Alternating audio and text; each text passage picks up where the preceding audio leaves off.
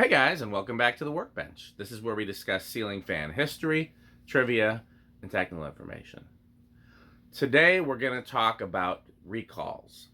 There have been several well-known and several less well-known recalls of ceiling fans. We're going to specifically cover the vintage era of the 1970s through the 1990s.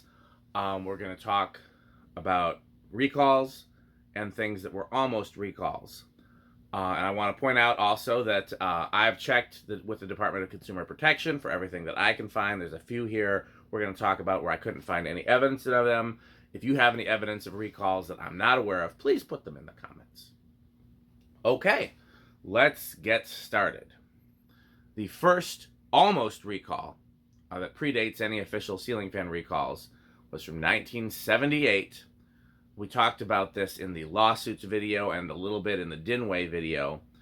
The new owner of Gulf Coast was supplying fans with plastic down rods as opposed to the metal down rods provided by the factory. Fans were falling. One famously fell at an airport in Florida. It fell on a customer. And there was a lawsuit, but no actual recall. Basically, some people involved wanted to do a recall. Some people didn't. And that's part of how they ended up in court. Okay, the earliest actual recall that I can find is Nutone. When Nutone switched from their mounting bracket that I love, the kind of their double claw mounting bracket similar to the U-bolt you get with a Hunter original, to the ball socket canopy, their first mounting bracket that went with the ball socket canopy, the ball would slip out and the fan would fall. And these fans were sold in 1983 and the beginning of 1984, and then recalled in 1984.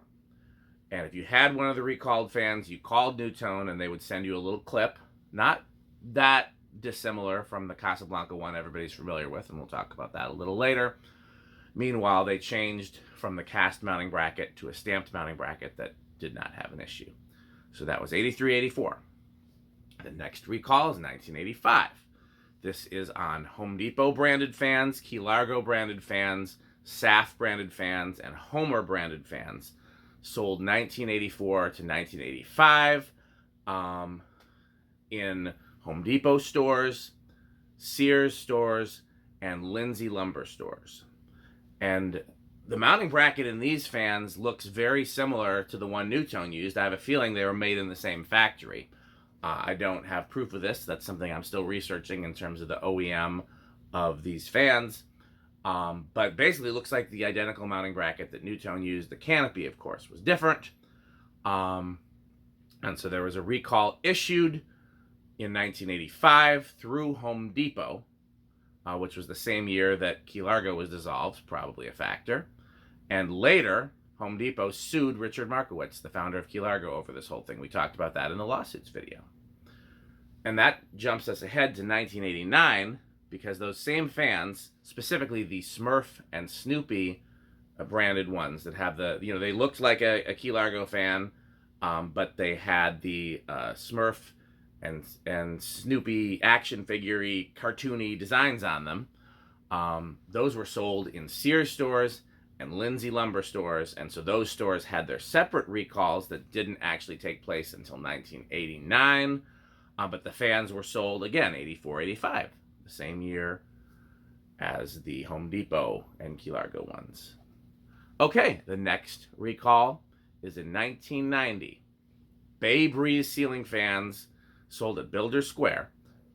We don't actually know who made them, but from the year and brand name, I'm thinking possibly very late View fans. Had defective blade irons, so the blade iron would break while the fan was in regular operation, and the blades would go flying. These fans were sold in 1989 only. And again, I'm not personally familiar with the fans in this recall like I am with the other ones so far. But it's not hard for me to believe that an import company made really cheap blade arms, and in trying to make, well, how cheap can we make it? Let's try a little cheaper. How cheap can we make it? Let's try a little cheaper. And eventually they get to a point where it's so cheap that the blade arm falls apart in use. So that's... and it happening on a View fan is not at all surprising. Again, these were labeled Bay Breeze, and we usually see those as View fan products. 1989.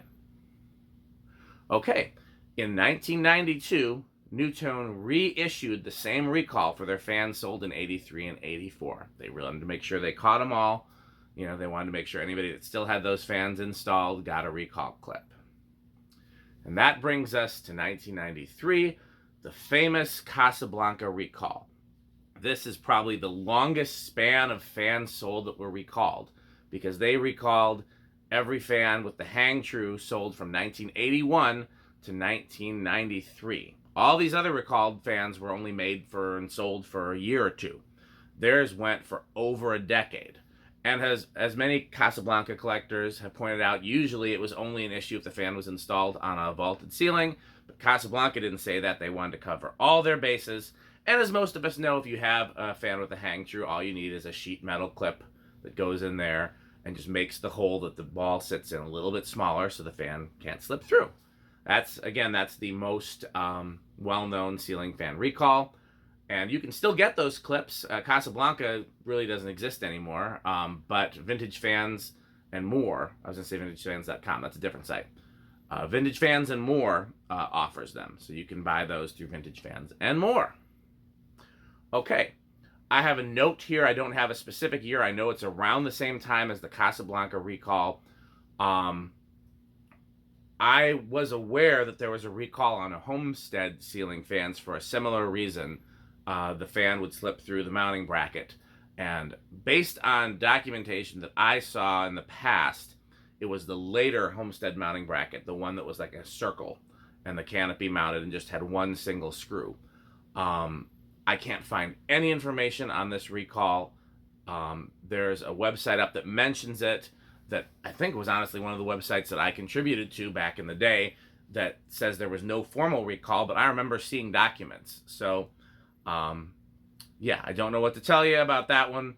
We've definitely discussed it happening, but I can't find any evidence of it. Here's one I didn't know about.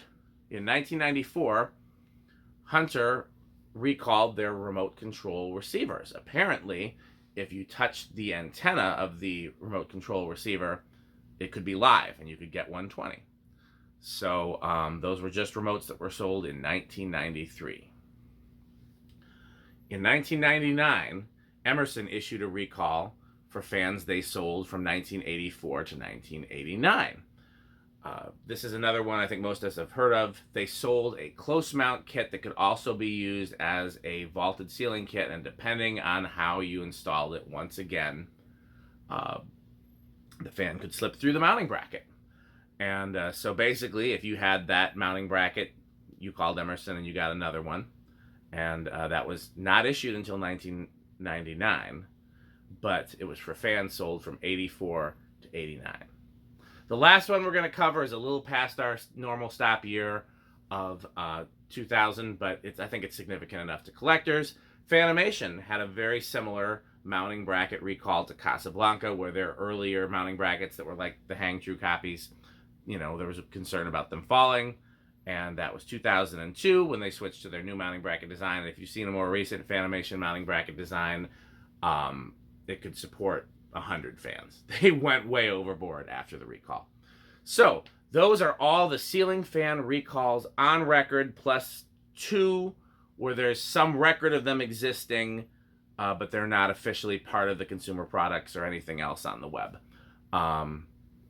So I hope this has been informative. As always, please don't forget to like, comment, and subscribe. Please support this podcast on all podcasting platforms. Patreon.com/dspiffy for more behind-the-scenes content and additional footage and information. And as always, buy Fanstick. Thanks for watching. Hello and welcome back to the Workbench. This is where we discuss ceiling fan history, trivia, and technical information. Today we're going to talk about ceiling fan recalls. So this is a topic we've discussed in other videos, and prior to making this video, among compiling knowledge that we already had and from other sources, I did go to the Department of Consumer Protection to see what they had on file for ceiling fan recalls, pretty much in the entire history of ceiling fans. But again, with these videos, we tend to cover the vintage years, aka the 70s through the 90s. So we're going to talk about all the official recalls that were filed with the Department of Consumer Protection, and a couple that were not. Let's start out.